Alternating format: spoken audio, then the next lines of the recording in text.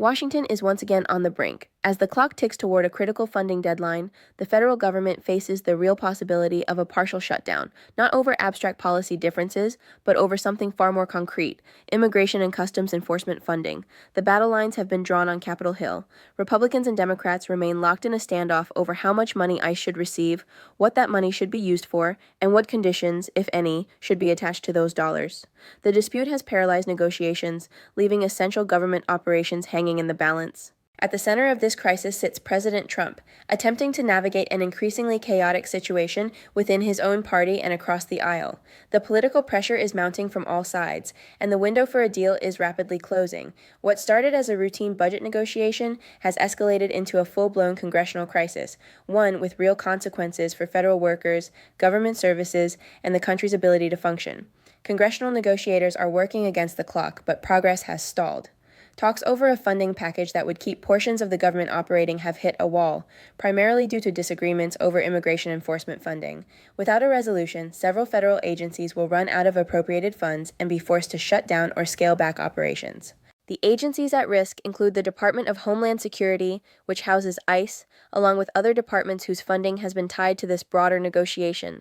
Some agencies have already received their appropriations and would continue operating normally, making this a partial rather than full government shutdown scenario.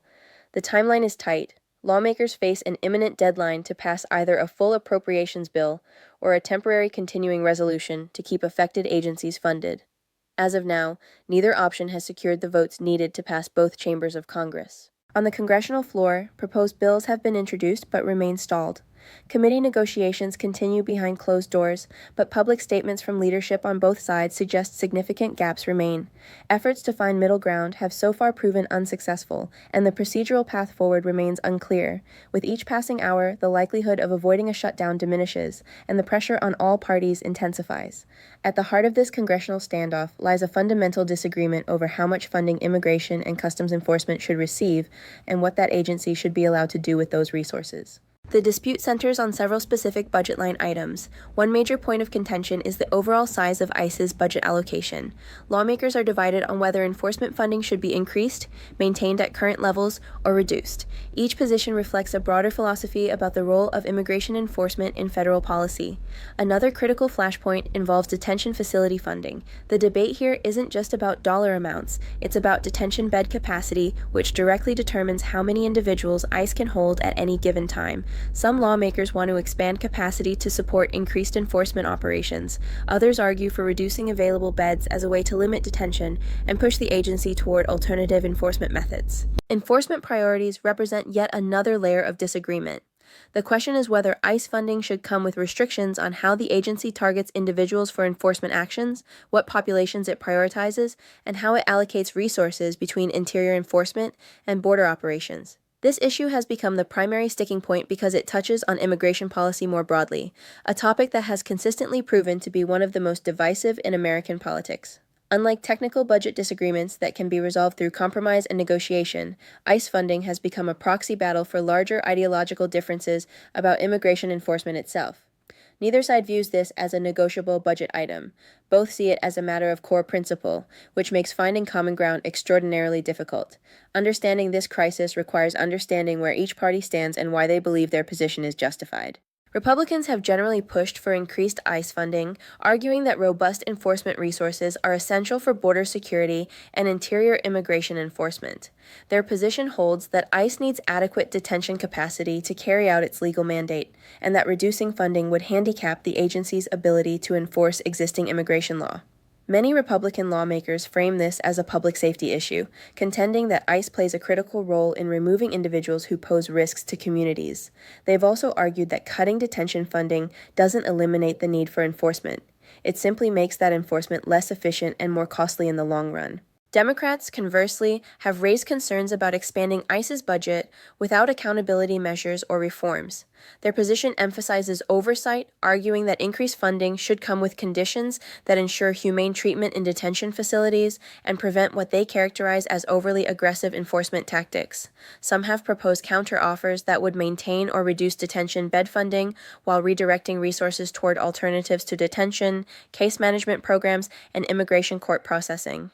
The Democratic perspective often frames the debate as a question of priorities, whether additional taxpayer dollars should go toward expanding detention infrastructure or toward other aspects of immigration system management.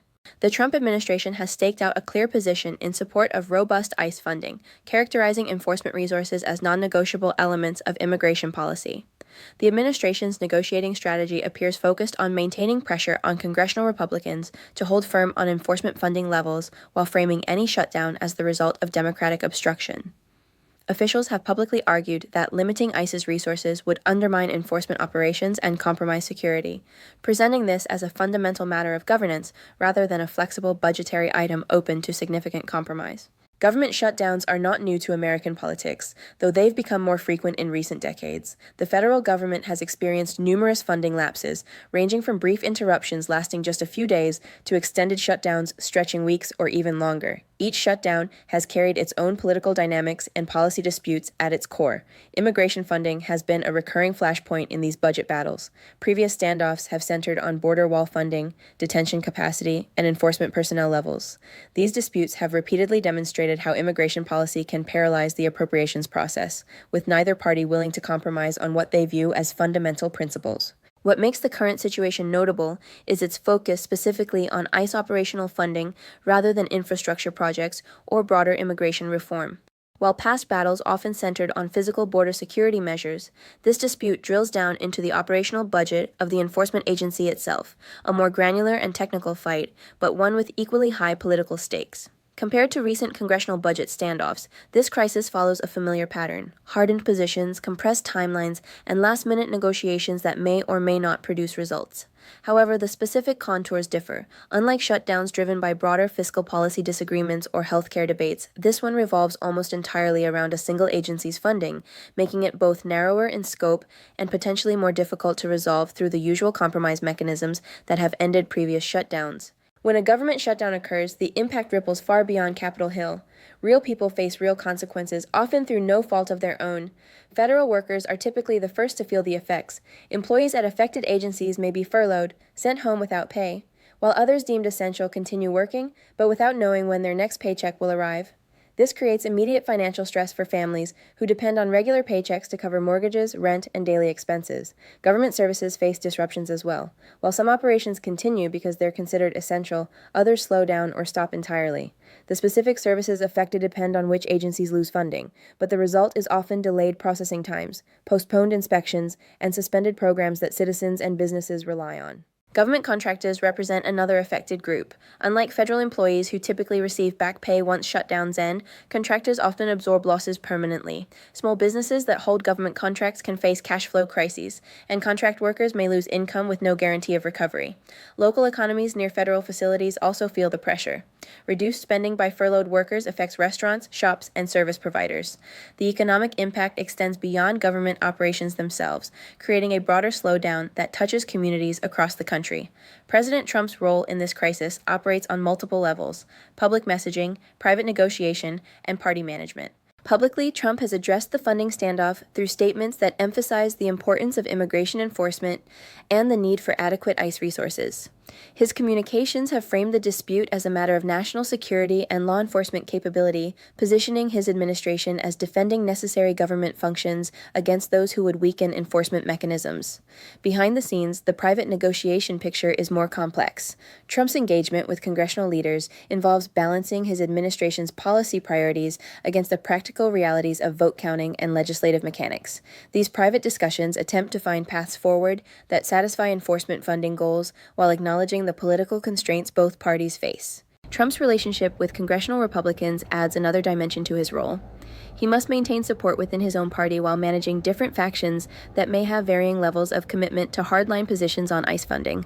This internal party dynamic requires careful navigation, as any perceived wavering could fracture Republican unity, while excessive rigidity might make compromise impossible. Administration officials are managing the crisis through coordinated messaging that emphasizes the consequences of reduced enforcement funding. The strategy appears designed to maintain pressure on Democrats while reassuring the Republican base that the administration remains committed to its immigration enforcement priorities. Cabinet members and agency heads have reinforced these themes in their own communications, presenting a unified front on the funding dispute.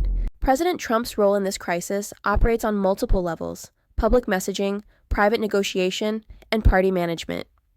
Publicly, Trump has addressed the funding standoff through statements that emphasize the importance of immigration enforcement and the need for adequate ICE resources. His communications have framed the dispute as a matter of national security and law enforcement capability, positioning his administration as defending necessary government functions against those who would weaken enforcement mechanisms. Behind the scenes, the private negotiation picture is more complex. Trump's engagement with congressional leaders involves balancing his administration's policy priorities against the practical realities of vote counting and legislative mechanics. These private discussions attempt to find paths forward that satisfy enforcement funding goals while acknowledging the political constraints both parties face. Trump's relationship with congressional Republicans adds another dimension to his role. He must maintain support within his own party while managing different factions that may have varying levels of commitment to hardline positions on ICE funding. This internal party dynamic requires careful navigation, as any perceived wavering could fracture Republican unity, while excessive rigidity might make compromise impossible. Administration officials are managing the crisis through coordinated messaging that emphasizes the consequences of reduced enforcement funding. The strategy appears designed to maintain pressure on Democrats while reassuring the Republican base that the administration remains committed to its immigration enforcement priorities. Cabinet members and agency heads have reinforced these themes in their own communications, presenting a unified front on the funding dispute. As the deadline approaches, several potential outcomes remain on the table, each with different implications for how this crisis resolves. One possibility is a short-term continuing resolution, a temporary funding measure that would keep the government operating for a limited period, perhaps weeks or months, while negotiations continue. This approach would kick the problem down the road, avoiding immediate shutdown but leaving the underlying dispute unresolved. A full shutdown scenario remains very much in play. If negotiations fail and no stopgap measure passes, affected agencies would begin shutdown procedures. The duration of such a shutdown is impossible to predict with certainty. It could last days, weeks, or potentially longer, depending on how quickly political pressure forces a resolution. There's also the possibility of a last-minute compromise deal where both sides make concessions to reach agreement before the deadline. This would likely involve some middle ground on ICE funding levels or conditions, with neither party getting everything they want, but both avoiding the political and practical cost of a shutdown. Based on current signals from leadership, the most likely outcome appears fluid. The absence of clear progress in negotiations suggests either a shutdown or a very last-minute resolution remains more probable than an early, smooth compromise. The next hours will be critical in determining which scenario ultimately unfolds. This funding crisis is about more than just ICE budgets or shutdown deadlines. It reveals deeper patterns in how American governance currently functions, and often fails to function. The standoff demonstrates the outsized role immigration policy now plays in budget politics. What should be a technical appropriations process has become a high-stakes ideological battle, with immigration enforcement serving as a litmus test for broader political identity. This pattern transforms routine legislative business into existential conflicts where compromise becomes politically dangerous for both parties. The crisis also highlights persistent congressional dysfunction patterns that have emerged over recent years. Regular order, the traditional legislative process involving committee work, floor debate, and orderly passage of spending bills, has largely broken down. Instead, governance increasingly happens through crisis management, last-minute negotiations, and temporary patches rather than sustainable solutions. This creates a perpetual state of instability that makes long-term planning difficult for agencies, contractors, and the public. Looking ahead, this standoff has implications for future legislative negotiations. Every funding battle that ends in shutdown or near shutdown lowers the threshold for the next crisis. It establishes a pattern where brinksmanship becomes normalized and compromise is seen as weakness rather than responsible governance. The precedent being set here that a single agency's funding can paralyze the entire appropriations process could be replicated in future battles over other contentious agencies or programs. Perhaps most significantly, this crisis underscores how difficult it has become to separate policy disputes from funding mechanisms. When every budget negotiation becomes a referendum on core political values, the basic machinery of government funding faces constant threat of breakdown. The ICE funding dispute has brought Washington to a familiar but troubling place, the edge of a government shutdown driven by irreconcilable positions on immigration enforcement policy. The key takeaway is straightforward. This isn't a technical budget disagreement that can be easily resolved through normal negotiation. It's a conflict over fundamental questions about immigration enforcement that both parties view as matters of principle rather than compromise. In the coming days, watch for signals from congressional leadership about whether any middle ground is emerging.